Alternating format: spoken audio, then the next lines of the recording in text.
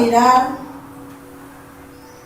un texto. Empecemos con este texto para mirar la enseñanza de hoy que el Señor nos quiere regalar. Busquemos Mateo 12:30. El que no es conmigo contra mí es, y el que conmigo no recoge desparrama. ¿Qué significa ese texto? ¿Eso qué significa en la práctica? Porque es que a veces como que lo manejamos en la mente, pero llevarlo a la realidad como que ya no somos capaces. Entonces podemos mirar lo siguiente. Todas las organizaciones tienen unas reglas, ¿cierto? Si las personas que pertenecen o pertenecemos a determinada organización no obedecemos las reglas establecidas, ¿qué sucede? ¿Podemos estar ahí? No podemos, ¿cierto? Podemos disfrutar de los beneficios que esa entidad o esa organización nos puede ofrecer. Pensemos en una empresa. Una empresa tiene unas reglas de acuerdo pues a lo que hace y tiene un líder o unos líderes, pero hay unas reglas establecidas que son para todos. El asunto está que el que no se acoge a esas reglas pues no puede estar ahí. Y lamentablemente hay gente que lo hace así y exige que lo tienen que dejar ahí. Pero luego nos dice también aquí, el que no es conmigo contra mí es, y el que conmigo no recoge desparrama. Ese desparrama es ¿qué? Desperdicia, amén, ¿qué más? Desaprovecha, ¿cierto? Afecta el buen funcionamiento de la entidad. Daña, destruye, deteriora, altera. No puede beneficiarse totalmente porque...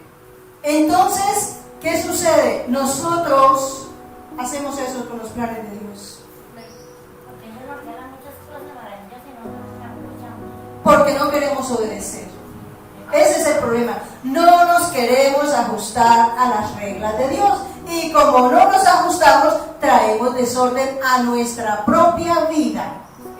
Y a la vida, todo, general, espiritual y natural, porque si altero mi vida espiritual, altero la vida natural. Y altero la vida de otros. Mirábamos un ejemplo en una de las enseñanzas anteriores, lo que hizo Saúl. Saúl metió su mano para rendir culto cuando él sabía ya que no había una regla, que no lo podía hacer. Y él metió su mano. ¿Y qué hizo? Alteró la vida de él y de sus generaciones. Porque ¿qué le dijo Samuel? Locamente has hecho. Porque Dios iba a confirmar tu reino. Pero por esto, no. ¿Qué significaba? Que él de ahí en adelante, sus generaciones iban a ocupar ese cargo de gobernar la nación. ¿Cómo termina Saúl? Suicidándose, matando a su hijo, que también termina muerto porque lo matan, y de ahí para allá muchas cosas. Entonces, cuando nosotros le alteramos los planes a Dios, lo que sucede es que le alteramos la vida a muchos, a una nación. Cuando no se siguen los parámetros que Dios tiene establecido para gobernar una nación, ¿qué pasa? ¿Qué vivimos en nuestra nación? Alteración en todos los caminos, en todas las áreas, espiritual, social, familiar, todo está alterado. Pero entonces mire qué quiere que nosotros hagamos. Busquemos Isaías 33:22. Isaías 33:22 dice: porque Jehová es nuestro juez, Jehová es nuestro legislador, Jehová es nuestro rey, él mismo nos salva. Aquí encontramos que Dios es el que creó las leyes que dirigen todo el universo. Todo. Él mismo creó unas leyes que rigen el detalle más pequeño. Creó las leyes y con base a sus leyes es que Él nos dice que Él es el juez. Él nos va a corregir o nos va a bendecir. No con las leyes de este o de este o de este, porque tiene o porque no tiene o porque es no. Es con las leyes de Él. Porque Él es el juez. Pero dice también que Él es el rey. Es decir, que Él es el poder ejecutivo. Porque ¿qué hace un gobernante? Un presidente. Vigilar que todo funcione correctamente. Proveer los medios y los recursos para que funcione. Y si lo miramos desde la unidad de Dios, el Padre es el legislador, Jesucristo es el juez, porque todos nos presentaremos ante el tribunal de Cristo. O sea que Cristo es el juez. Pero el Espíritu Santo es el poder ejecutivo. ¿Por qué? Porque el Espíritu Santo es el que se encarga de enseñarnos, de guiarnos, de proveernos, de aparejar todas las cosas para que funcionen. ¿Quién fue el que permitió que María quedara embarazada de Jesús? El Espíritu Santo, ¿cierto? Él fue engendrado en María, Él obró en eso. Él es el que trabaja, es la parte mecánica, la parte operativa. Entonces estamos frente a la legislación de Dios. Y opera así de fácil y de sencillo. Cuando uno mira la obra del Espíritu Santo, ¿quién nos puso aquí hoy en este lugar? ¿Quién? El Espíritu Santo. Él dice que Él nos pone como obispo para cuidar el rebaño que Él mismo, que Jesucristo mismo salvó con su sangre, pero el Espíritu Santo es que nos puso hoy aquí. Aquí ya vemos un grupo de personas de distintos lugares, de distintas vidas, pero aquí estamos hoy escuchando su palabra, ¿cierto? Entonces el Espíritu Santo es el poder ejecutivo en el sistema de gobierno de Dios. Y dice, vamos a buscar Isaías 28, del 26 al 29.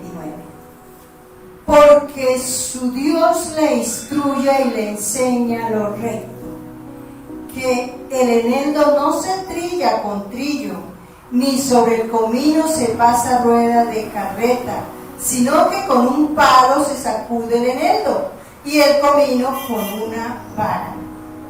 El grano se trilla, pero no lo trilla para siempre, ni lo comprime con la rueda de su carreta, ni lo quebranta con los dientes de su trigo. También esto salió de Jehová de los ejércitos para hacer maravilloso el consejo y engrandecer la sabiduría. Aquí encontramos instrucción, y hay varias instrucciones de agricultura. O sea que mire que Dios dice cómo se puede, pareciera sencillo, trabajar ¿qué es verdura, legumbre? ¿Cómo? Estas especies, ¿sí? Son especies. Él dice cómo cultivarlas, cómo recogerlas. Mire, si Dios se ocupa de esto que parece cosa pequeña o sencilla, ¿cuánto más de nosotros? Ahora les pregunto, ¿la naturaleza le obedece a Dios? Si lo hace en el orden con la regla que Él tiene, yo no puedo sembrar un arano en el patio de mi casa, ¿cierto? Porque Dios tiene establecido todo. Si la naturaleza, si la creación le obedece a Dios, ¿qué estamos haciendo nosotros? ¿Qué es lo que nos impide ser lo que Dios sabe que nosotros podemos ser? Porque si Él nos creó, Él nos diseñó, Él sabe que nosotros somos capaces, porque es que somos diseño de Él. Vamos a buscar Josué capítulo 1. También es un texto muy conocido para todos. Josué capítulo 1, versículo del 7 al 8. Vamos a mirar qué espera Dios que nosotros hagamos y seamos. Josué 1 del 7 al 8. Solamente esfuérzate y sé muy valiente para cuidar de hacer conforme a toda la ley que mi siervo Moisés te mandó. No te apartes de ella ni a diestra ni a siniestra, para que seas prosperado en todas las cosas que emprendas. Nunca se apartará de tu boca este libro de la ley, sino que de día y de noche meditarás en él, para que guardes y hagas conforme a todo lo que en él está escrito, porque entonces harás prosperar tu camino y todo te saldrá bien. En este texto encontramos la manera correcta en que Dios quiere que hagamos las cosas. Solamente esfuérzate y sé muy valiente para cuidar de hacer conforme a toda la ley que mi siervo Moisés te mandó. Esto de que mi siervo Moisés te mandó es porque fue Moisés quien empezó a escribir la palabra, porque sea la palabra de Moisés, la palabra de Dios, ¿cierto? Bien, entonces él dice que seamos esforzados y muy valientes, ni siquiera valientes, para cuidar de hacer conforme a lo que tiene establecido. El problema es que nosotros hacemos, pero no conforme a Dios, sino conforme a mí, a mi vecino, al otro, a qué. Mire, este hace así, le va bien. Sí, de verdad le está yendo bien. De verdad le va a seguir yendo bien. Ese es el problema que nosotros tenemos. La naturaleza hace bien conforme. Las naranjas no van a dar limones ni mangos, ¿o sí? No le cambia las reglas a Dios, pero nosotros sí. Ese es el grave problema que tenemos. Le cambiamos las reglas a Dios. Eso yo de vez en cuando voy a la iglesia. Eso yo no necesito ir sino por ahí una vez al año. Voy el día de la primicia, a ver cómo me va este año, ¿no? Eso a veces puedo leer la Biblia, es más, ya me la sé, ¿sí? Con toda la certeza no, y se lo digo por experiencia, siempre lo he dicho. Llevo 30 años estudiando la Biblia y cada día me sorprendo de cosas que yo no había visto. Pasé por encima y con esta palabra cuida. Yo conocí este texto casi que las primeras revelaciones del Espíritu Santo conmigo fue esto. Pero cuida de hacer conforme. Ok, ese pedazo para mí fue grande. ¿Por qué? Esa porción me llevó a entender que no es como yo quiero, no es como de pronto me enseñaron, es como la palabra dice. Conforme, y siempre les hablo especialmente a los conductores, si ustedes no cumplen las reglas de tránsito, ¿qué va a pasar? ¿Qué pasa? ¿Cuántos muertos? ¿Cuántos accidentes? ¿Cuánto dolor? ¿Cuánta tragedia por no cumplir una regla que es de los hombres, entre comillas, pero que es dada por Dios? Es un Dios de orden y Dios tiene reglas. Entonces, ¿qué sucede? Nosotros estamos alterando el programa de Dios. Y después nos quejamos. ¿Y por qué me pasa? ¿Y por qué no me pasa? ¿Y por qué no me sucede? Si yo, no. No te apartes de ella ni a diestra ni a siniestra, para que seas prosperado en todas las cosas que emprendas. La gente generalmente fija los ojitos aquí. No, yo ya cumplí con leer la Biblia, vea, leí este versículo y ya me tiene que ir hoy bien. ¿Sí? No. Es si lo pongo por obra. Porque si no lo pongo por obra no va a funcionar. Esto es como un tratamiento. Usted se toma el medicamento, el médico le dice 3 veces al día y se toma una vez a la semana. Sí, tengan la certeza que se va a alentar. No, esto es un tratamiento, pero no lo cumplimos. No queremos hacer la tarea, sino como yo creo. A mí me parece, yo no estoy de acuerdo, es que yo creo. No, por favor, así no funciona. Nunca se apartará de tu boca este libro de la ley, sino que de día y de noche meditarás en él. Es de día y de noche que nosotros debemos escudriñar la palabra. de día y de noche. La estudiamos y la meditamos. Yo estudio un versículo, una porcioncita, incluso siempre hemos recomendado, estudie poquito. Usted lee todo un libro y de aquí que aprendió nada. Pero si estudia un versículo, 2 versículos, una porcioncita y empieza a pedir al Espíritu Santo, esto qué significa, esto cómo es, y hoy que tenemos tantas herramientas para buscar y entender cómo funcionan las cosas con Dios, no tenemos excusa. De día y de noche, pero siempre voy a aplicar esto como al pie de la letra. Y nos van a decir radicales y religiosos y eso no importa. Lo importante es que Dios vea que yo sí lo estoy haciendo por amor a Él, no para que me salten ni que me halagan, no, pero lo estamos haciendo por amor a Dios. Eso es lo que realmente tiene sentido. Miremos lo que hizo Jesucristo. Jesucristo se tenía que bautizar. No, porque el bautismo es ¿para qué? Para arrepentimiento y perdón de pecados. ¿Había pecado Cristo? No, para nada, ni con el pensamiento. Pero Él querido, es necesario que se cumpla toda justicia. Es necesario, Él vino a darnos ejemplos, Él vino a mostrarnos cómo se hacían las cosas. ¿Cuántos años tenía Jesús? O sea que no era un niño, ¿cierto? Era un adulto. En ese momento, ser mayor de edad era tener 30 años. Cuando Él se bautiza es que empieza su ministerio. Él antes de bautizarse no dijo nada, incluso callado. Y cuando Él se presenta, a la gente le dice, yo soy el Hijo de Dios. ¿En dónde estaba Jesús?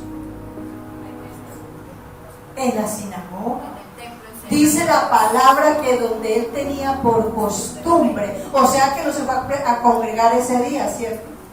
Sino que 30 años, es más, lo vemos a los 12 años en el templo de Jerusalén, porque Él aquí en el momento que Él se presenta estaba en Nazaret. Y todos nos miraron, y ese, ¿cómo va a decir que es el Mesías? Se sorprendieron, ¿cómo así? Si yo lo he visto sentado aquí durante 30 años, me imagino muy puntual y muy consagrado. ¿Y de dónde esa gente se sorprendió cuando Él dijo, esta palabra del profeta, esto está hablando de mí? Yo ve, no se imaginaron con quién estaban ellos. ¿Sí ven? Entonces Jesús nos dio ejemplo de la manera que se aplica la palabra de Dios y todo lo que Él manda. Porque a veces nos volvemos mecánicos en las cosas y yo ya cumplí con el ritual de ir a la iglesia, yo ya cumplí con esto, pero soy grosera, mentirosa, deshonesta, gritona. ¿En dónde está el cumplimiento de la palabra si la palabra dice que no gritemos? ¿Sí sabían? ¿Se han encontrado ustedes en la Biblia que dice que deje la gritería? En Gálatas. Cuando yo encontré esa palabra me quedé... Yo no grito a nadie, dije, pero mis pobres niños, eso sí conocían los gritos míos. Ay, me dio una pena con Dios y con mis hijos, me dio tanto pesar, porque estaban pequeños, tenían 12, 9 años el otro. Y desde ese día, Dios mío, ayúdeme, y yo le decía por la mañana que me acuerde que no voy a gritar. Que me acuerde que no voy a gritar. Y en ese proceso de disciplinarme a hacerlo, uno de mis hijos botó el jugo en la mesa de mantel y todo. Él me miró así con carita de... Y yo, tranquilo, papito, me levanté, limpié. Él se puso a llorar. Porque él no entendió. Porque usted no lo gritó. Yo no supe qué emoción le generó, estaba bastante pequeño. Pero fue difícil para mí dejar, pero para la gloria es para el Señor que pude renunciar a eso con el poder del Espíritu Santo. Porque no es solamente leer la Biblia, no es solamente aquí venir y alabar al Señor, claro, con todo el corazón, con todo el alma, pero mi vida afuera. Entonces mire la importancia que nosotros seamos capaces de mantenernos haciendo conforme. Las personas que cocinan, que saben de culinaria, sabemos que si la fórmula que me dan para ese plato que comí que me pareció tan rico, y si yo no aplico la fórmula, ¿va a quedar igual? No. ¿Por qué no me quedó igual? ¿Qué le quitó? ¿Qué le puso? ¿En los ingredientes? ¿O en la cantidad? ¿O en la calidad? ¿O en el proceso? El proceso daña un producto, ya el plato no queda igual. En una cosa sencilla como esa funciona así. ¿Qué tal con la vida de nosotros? ¿Qué tal con los planes de Dios? ¿Qué tal si nosotros no le prestamos atención? Si no cuidamos lo que Dios ha establecido. Entonces, nosotros estamos aquí para cumplir una misión. Dios puso pastores para cuidar el rebaño, dice la palabra de Dios, que cuidemos el rebaño, que Cristo pagó el precio. Pero nosotros, las cabezas que Dios va poniendo en cada congregación, solamente podemos direccionar. Eso es lo que nos corresponde hacer a nosotros. Pero obligar a la gente a hacer, no, porque es que las cosas con Dios son individuales, personales, voluntarias. Y esa es la tarea que nosotros tenemos. Pero si nosotros nos oponemos a lo que Dios tiene establecido en su palabra, nosotros todos, ustedes y yo, pues entonces no estamos haciendo conforme, y por eso es que no vemos el reino de Dios. Y por eso los ojos están puestos en el pecado, porque estamos siendo indiferentes, estamos menospreciando la voluntad de Dios. Porque la voluntad de Dios está en su palabra, no está en otro lado. Por eso nosotros debemos creer en Dios y creerle a Dios. Creo que Dios existe, que es el Hijo de Dios, Jesucristo, que es mi Salvador, que el Padre es el Creador, que el Espíritu Santo es el Consolador, etcétera, etcétera. Yo creo eso, pero si no le creo a la palabra, ¿qué? Si no pongo la palabra en estudio para ponerla por obra, si yo no pongo la palabra por obra, entonces ¿cómo sé que sí se puede hacer? Y la palabra de Dios me dice que la voluntad de Dios es buena, agradable y perfecta, pero que yo debo poner por obra para comprobar que la voluntad de Dios es buena, agradable y perfecta. No hay otra manera de hacerlo. Entonces, ahora otro problema que tenemos es yo hago esto que sí me gusta, pero esto que no me gusta. Por ejemplo, miren en el servicio, hay gente que no le gusta la alabanza. De pronto aquí no tenemos cantantes. Para la gloria de Dios no hay cantantes, hay adoradores. Entonces no tenemos voces y seguramente, tan aburrido, mejor llego a la enseñanza. Pero depende si enseña este o aquel. Nos volvemos selectivos. Y si nosotros vinimos al servicio desde el primer amén, y si llegamos a adorar a Dios del corazón, usted no piense si el vecino grita o no grita, o se quedó callado, o se abrió los ojos, o se agarró el cabello, yo no sé. Eso es problema de cada uno. Enfóquese en adorar a Dios. Hagámoslo así. No le quitemos, no le pongamos nada a nada, porque todo está dicho y todo está dicho. Amén. Esa es la tarea que realmente nosotros necesitamos. Vamos a buscar Eclesiastés 8, del 3 al 8. No te apresures a irte de su presencia, ni en cosa mala persistas, porque él hará todo lo que quiere, pues la palabra del rey es con potestad. ¿Y quién le dirá qué haces? El que guarda el mandamiento no experimentará mal, y el corazón del sabio discierne el tiempo y el juicio. Porque para todo lo que quisieres hay tiempo y juicio, porque el mal del hombre es grande sobre él, pues no sabe lo que ha de ser y el cuándo haya de ser. ¿Quién se lo enseñará? No hay hombre que tenga potestad sobre el espíritu para retener el espíritu, ni potestad sobre el día de la muerte, y no valen armas en tal guerra, ni la impiedad librará al que la posee. Mire que aquí la palabra me está diciendo, no te apresures de irte de la presencia de Dios, no nos salgamos del cauce, no, yo mejor este día hago este poquito, mejor me muevo para acá, mejor me voy para allá. No lo haga, porque no sabemos lo que sigue después. Aquí estamos reunidos y lo que siempre hemos dicho, algunos estarán ya proyectándose a almorzar, otros ir a hacer el almuerzo, otros quién sabe qué irá a pasar con el almuerzo.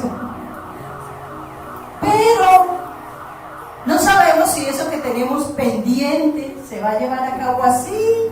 No sabemos. Entonces lo cierto es que nosotros no nos salgamos del cauce de Dios si queremos ver la gloria de Él.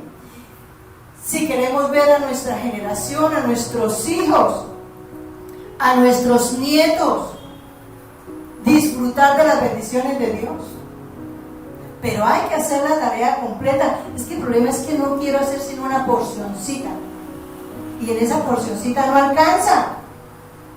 Porque Él hará todo lo que quiere, pues la palabra del Rey es con potestad, con poder. Lo que Dios dice se cumple porque Él es la autoridad.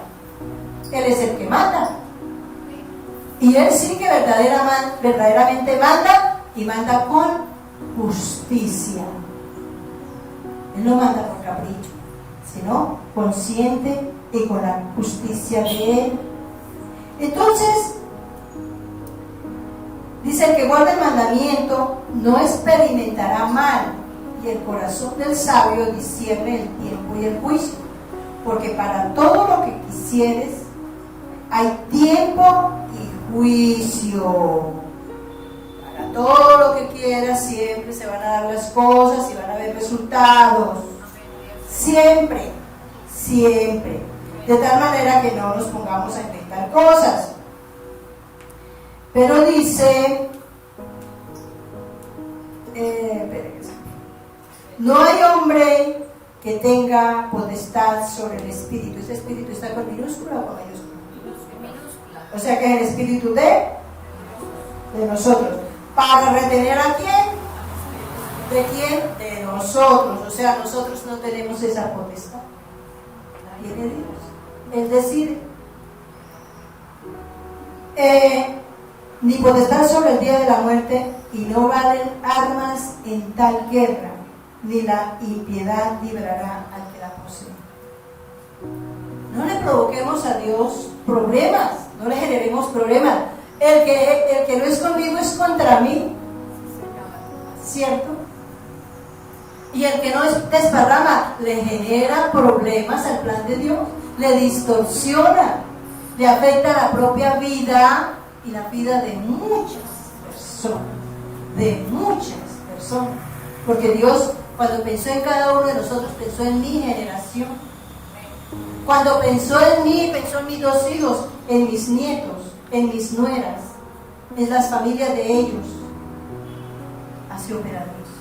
De tal manera que centrémonos, en vez de estar buscando excusas, porque estamos buscando, y por qué Dios, y mire el momento que estamos viviendo, y cómo así, si yo...